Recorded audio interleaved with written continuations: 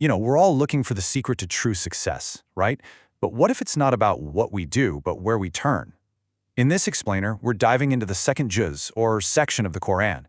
And it's a part of the scripture that's just so powerful, showing how a single change in direction can completely redefine faith, law, and what it really means to be victorious.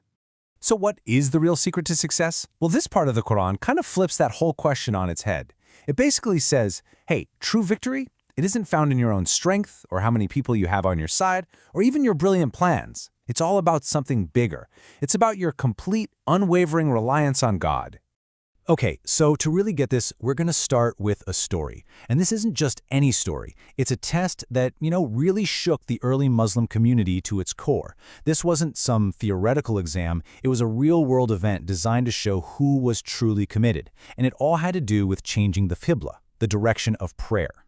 So picture this. For years, the early Muslims prayed facing Jerusalem, Beit al-Maqdis.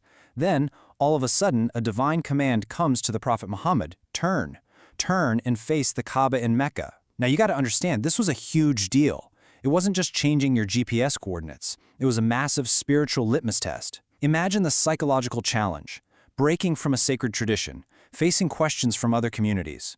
It was designed to really separate the people who were following God's command from those who were just, stuck in a habit.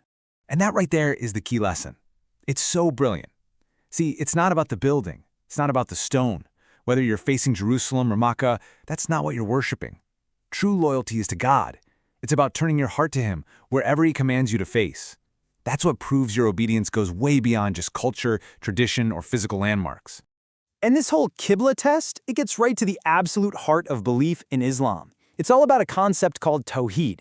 This is the big one, the absolute, non-negotiable oneness of God. It's like the central axis that everything else just revolves around.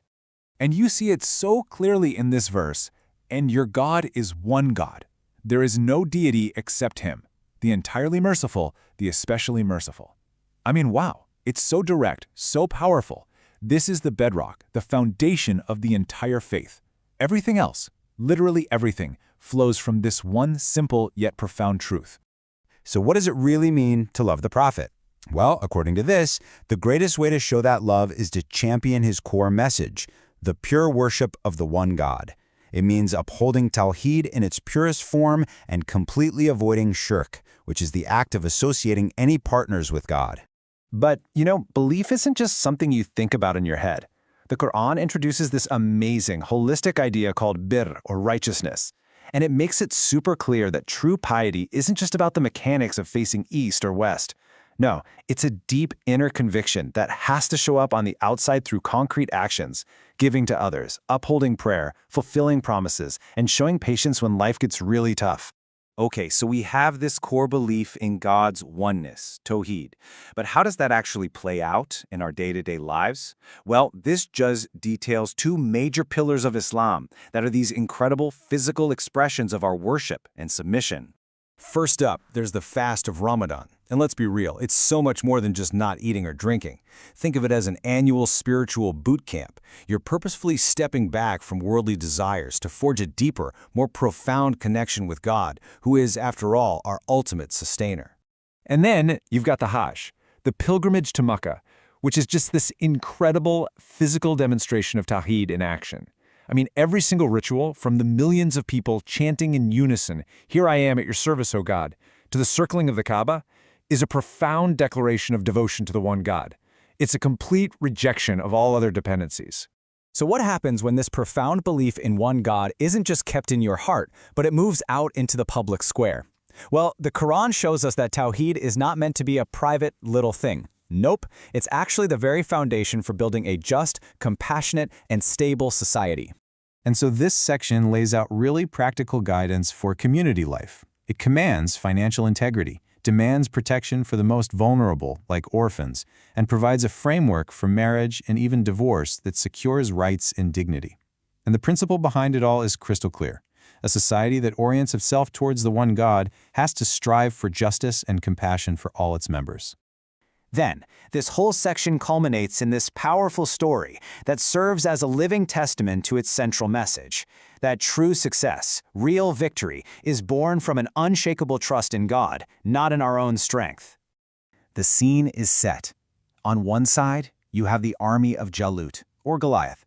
Just imagine this huge, intimidating force, a tidal wave of power that looks seemingly invincible, threatening to crush everything in its path.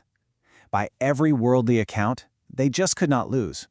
And facing this behemoth, the army of Talut, or Saul, we're talking a small, maybe even insignificant-looking band of believers. They were hopelessly outnumbered, totally outmatched by every worldly standard. Their situation looked absolutely impossible. And yet, the impossible happened. That small band of believers was victorious, and the Quran explains exactly why.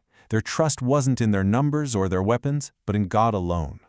Their story is this perfect illustration of the verse, "How many a small company has overcome a large company by permission of God." So when you put it all together, the message of this second juz is this powerful, resounding echo that you hear through every verse, the Prophet's core teaching of pure tawheed. This isn't just the foundation of faith. It's the purpose of our worship, the blueprint for a just society, and the ultimate secret to success. And this leaves us with a question that really echoes through our own lives. When we're facing our own Goliaths, our own seemingly impossible challenges, where do we place our ultimate trust? Is it in the tangible things we can see, our strength, our wealth, our connections, or in a power that is unseen yet infinitely greater? Thanks for joining me for this explainer.